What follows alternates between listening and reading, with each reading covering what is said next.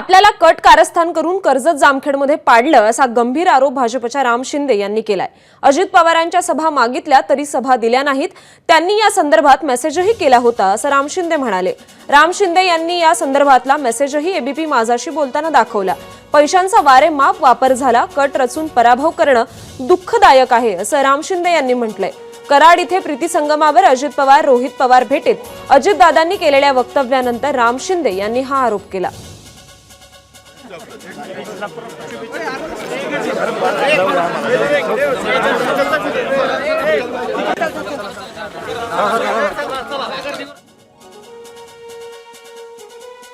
आपल्यासोबत राम शिंदे आहेत, आपण त्यांच्याशी बातचीत करूया। एकूणच आज जो सगळा प्रसंग घडला आहे यशवंतराव चव्हाण यांच्या पुण्यतिथीनिमित्त, अजितदादा आणि रोहित पवार हे समोरासमोर होते आणि रोहित पवारांनी त्यांचे पाय जे आहेत ते धरल्याचं दिसत आहे आपल्याला। एकूण नमस्कार केलेला कशा प्रकारे बघताय या सगळ्या? मला या सगळ्या गोष्टीची अप्रत्यक्षरित्या माहिती होती आणि आज यशवंतराव चव्हाणच्या स्मृतीस्थळावरती अजितदादा हे खरं बोलले आणि निश्चितच मला याची जाणीव होती की निवडणूक लागण्यापूर्वी त्यांचा कौटुंबिक एक करार झाला निवडणुकीच्या संदर्भामध्ये आणि कर्जत जामखेडच्या संदर्भामध्ये एक कट रचल्या गेला आणि त्याचा मी बळी आहे। ज्या दिवशी निवडणुकीचा निकाल लागला त्याच्या संदर्भामध्ये माझी खात्रीलायक माहिती आहे की त्याच दिवशी अर्ध्या रात्री रोहित पवार आमदार यांनी अजितदादांचं जाऊन आशीर्वाद घेतले, ही देखील माझी खात्रीलायक माहिती आहे। आज पुन्हा एकदा त्यांची समोरासमोर सार्वजनिक ठिकाणी भेट झाली आणि अजितदादांच्या तोंडातून निश्चितच खरं बाहेर आलं की स्वर्गीय यशवंतराव चव्हाणांच्या स्मृतीस्थळावरती अशा पद्धतीची राजनीती त्यांनी केली। एक वरिष्ठ नेते आहेत आणि महायुतीतले घटक पक्षाचे नेते आहेत आणि निश्चितच हे अतिशय माझ्या दृष्टिकोनातून एक कट कारस्थान रचून एक अशा पद्धतीचं काम त्यांनी केलेलं हे त्यांच्या तोंडून ज्यावेळेस आलं त्यावेळेस मला ह्याची खरी परिचिती आलेली आहे। अजितदादांच्या तुम्ही सभा मागितल्या होत्या, तुमचं काही बोलणं झालेलं? अजितदादांच्या सभा वारंवार मागितल्या, पक्षाकडे देखील सांगितलं, नेतृत्वाकडे देखील सांगितलं, आमचे जे वरिष्ठ दिल्लीचे जे इन्चार्ज ऑफिसर होते त्यांना देखील मी या संदर्भामध्ये वारंवार बोललो, परंतु त्यांनी सभा दिली नाही। माझा समज असा होता की त्यांचा देखील पक्ष आहे आणि त्यांची मागणी जास्त असल्या कारणाने ते कदाचित इथं येत नसावेत, परंतु आज त्याची मला परिचिती आली की अजितदादा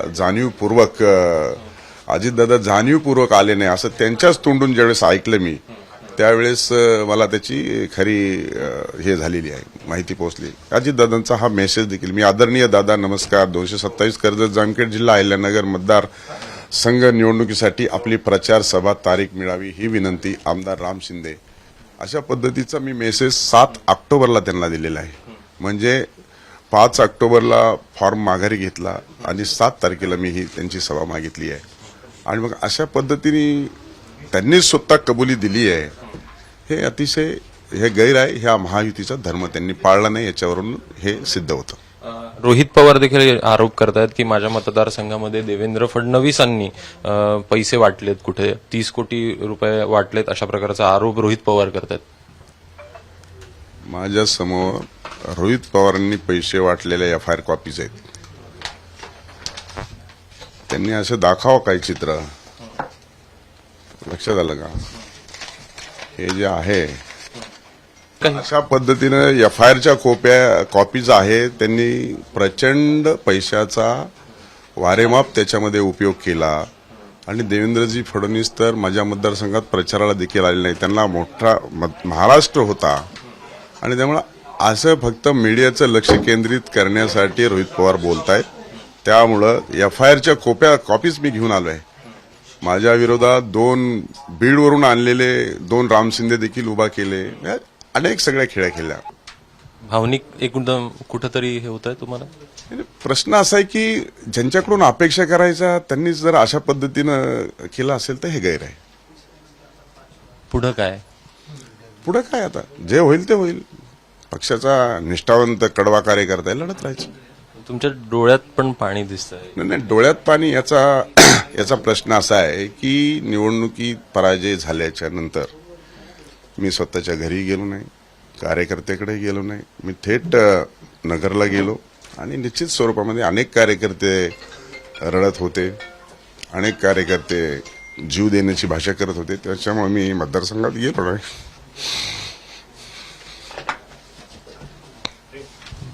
प्रश्न असा येतो की तुम्ही खूप कमी मतांनी हारला आहात. खच्चीकरण कुठेतरी होत आहे. प्रश्न असा आहे की 1243 मतांनी माझा पराजय झाला, कमी मताने पराजय झालेला आहे आणि त्यामुळं या पराजयाला खऱ्या अर्थानं सामोरं जात असताना हे कट कारस्थान आणि अशा पद्धतीचं वर्तन होणं. मी सरळ आणि साधा आहे, एवढा बलाढ्य शक्तीशी लढा देतोय.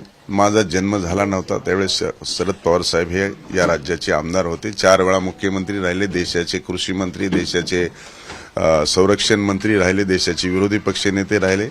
अशा एका घराण्याशी अतिशय प्रामाणिकपणे कार्यकर्त्यांचा संच बांधून मी लढतोय. कार्यकर्त्यांचा, नेत्यांचा, पदाधिकाऱ्याचा अतिशय मोठं संघटन उभा केलंय आणि म्हणून एवढ्या मोठ्या शक्तीशी लढा देत असताना मी पराजय झाला तर मला त्याच्यामध्ये दुःख वाटत नाही, गैरही वाटत नाही. शेवटी निवडणूक आहे, हारजीत ही होणार, पण अशा पद्धतीचा कट रचणे आणि अशा पद्धतीनं कट रचून पराजय करणे हे दुःख देणारी गोष्ट आहे.